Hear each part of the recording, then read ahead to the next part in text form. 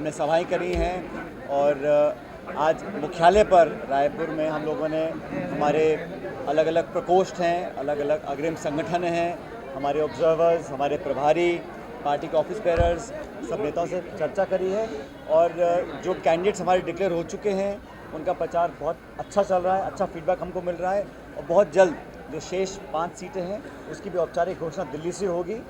मैं मानता हूं कि छत्तीसगढ़ के अंदर कांग्रेस पार्टी का जो एकजुटता का हमारा परिचय अब तक रहा है, हमारा गर्मजोशी से जो वर्कर्स का चुनावी अभियान चल रहा है और लोगों से जो फीडबैक मिल रहा है वो बड़ा संतोषजनक है। मैं पहले भी कह चुका हूँ, फिर कहना चाह रहा हूँ कि हम लोग ये चुनाव लड़ रहे हैं जीतने के लिए और अब तक जो सफलता कांग्रेस पार्टी को इस प्रदेश में नहीं मिली है उससे ज़्यादा हम लोग उम्मीद रखते हैं इस बार हम सीट जीत कर जाएंगे। भाजपा का जो प्रचार है और जो उनका रवैया है वो काफ़ी अति आत्मविश्वास का है, लेकिन उनका धरातल पे जो रिपोर्ट कार्ड है वो जस्टिफाई नहीं करता जो उनको बहुमत मिलता है। इस बार भी जो बीजेपी की सरकार दिल्ली में कर रही है, हमारे खातों को सीज़ किया गया है, हमारे पैसों को रोकने की कोशिश की जा रही है ताकि कांग्रेस पार्टी प्रभावी चुनाव ना लड़ सके। संसाधनों का टोटा लगाकर, बैंक अकाउंट फ्रीज कर कांग्रेस के, युवक कांग्रेस के, NSUI के 1994 का कोई नोटिस, उसकी आड़ में कांग्रेस पार्टी के खातों को सीज कर देना, लगभग 125 करोड़ जो जनता का पैसा हमारे पास है चुनाव लड़ने के लिए, चुनाव अभियान चलाने के लिए, कैंपेन करने के लिए, इश्तिहार देने के लिए, यातायात करने के लिए, वो सब सरकार ने रोक दिए हैं। और जिस इलेक्शन बॉन्ड से जिसको सुप्रीम कोर्ट ने अवैध घोषित किया है, उस इलेक्शन बॉन्ड के माध्यम से हजारों करोड़ रुपए भाजपा के खातों में जमा हैं, उस पर कोई एक्शन नहीं, कोई नोटिस नहीं, कोई सीजर नहीं। तो ये एक लेवल प्लेइंग फील्ड नहीं बन रही है। ये भाजपा केंद्र सरकार की एक षड्यंत्रकारी नीति है जहां वो विपक्ष के रास्ते में अड़ंगे लगा रहे हैं और अनैतिक, असंवैधानिक तरीके से, गैर कानूनी तरीके से कांग्रेस के खातों को सीज कर रहे हैं। निर्वाचित मुख्यमंत्रियों को अरेस्ट किया जा रहा है, झारखंड में देखने को आया, दिल्ली में कल रात को पुलिस और ED कार्रवाई करती है, एक इलेक्टेड चीफ मिनिस्टर को आप अरेस्ट कर रहे हैं।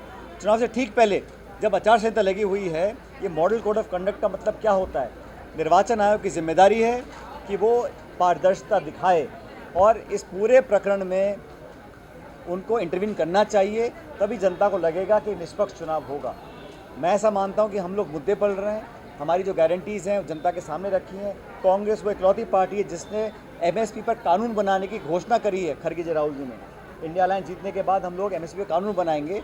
इन मुद्दों को जनता देख रही है, इसलिए मुझे लगता है कि देश भर में जिस तरह 2004 में पलटफेर हुआ था, इंडिया शाइनिंग का प्रचार बहुत किया था वाजपेयी जी की सरकार ने, लेकिन सरकार कांग्रेस की बनी थी। इस बार भी ठीक उल्टा होगा और इंडिया अलायंस की सरकार केंद्र में बनेगी। हम लोगों ने आज बहुत लंबी चर्चा करी है, हम लोग फॉर्म्स भरवाएंगे, हम लोग लोगों को सूचित करेंगे और गरीब परिवार की महिलाओं को लाख रुपए साल का देने का कांग्रेस पार्टी का एक घोषणा पत्र में हमने वादा किया है और कांग्रेस जो वादा करती है वो पूरा करती है। ये जुमले और वैसी गारंटी नहीं है जो सिर्फ बोलने की है। 2 करोड़ रोजगार, किसान की आमदनी दुगनी करना, 15 लाख खाते में, कोई वादा पूरा नहीं हुआ। हम लोग जो कहते हैं वो करेंगे और हमारे घोषणा पत्र में जो लिखा गया है उसको 100% हमारी सरकार बनने के बाद हम लागू करेंगे। बीजेपी का एलिगेशन नहीं, कोई भी निर्वाचित मुख्यमंत्री हो, किसी भी दल का हो, उसके खिलाफ इस प्रकार कार्रवाई करना, इलेक्शन से ठीक पहले और उसको अरेस्ट कर लेना, ये बहुत आज तक मैंने तो कभी देखा नहीं है।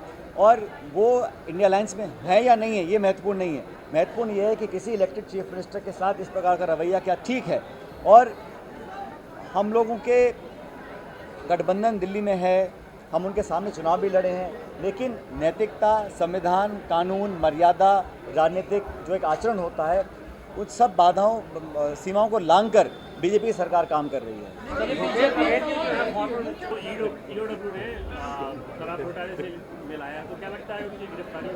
इसकी बात करें आप, पूर्व मुख्यमंत्री भूपेश बघेल जी का, अरे हम किसी डरने वाले नहीं हैं।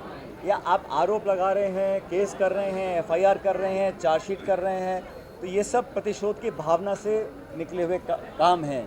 और भारतीय जनता पार्टी ने इलेक्शन बॉन्ड्स के माध्यम से जो व्यापक भ्रष्टाचार किया, सुप्रीम कोर्ट ने उसको अवैध घोषित किया, वो हजारों करोड़ रुपए आज भाजपा के खाते में है, उस पर कोई कार्रवाई नहीं हो रही है। उसकी जांच होनी चाहिए और सुप्रीम कोर्ट ना बोलता तो खुलासा नहीं होता। सुप्रीम कोर्ट अगर चंडीगढ़ के चुनाव में इंटरवीन नहीं करता, न्याय नहीं मिलता। सुप्रीम कोर्ट इलेक्शन बॉन्ड्स को इलीगल डिक्लेयर नहीं करता, फिर प्रकाशन नहीं होता तथ्यों का। तो सुप्रीम कोर्ट बहुत कुछ कर रहा है जिसका हम स्वागत करते हैं, लेकिन भाजपा को अपने गिरबान में झांक कर देखना चाहिए कि वो कह क्या रहे हैं और कर क्या रहे हैं।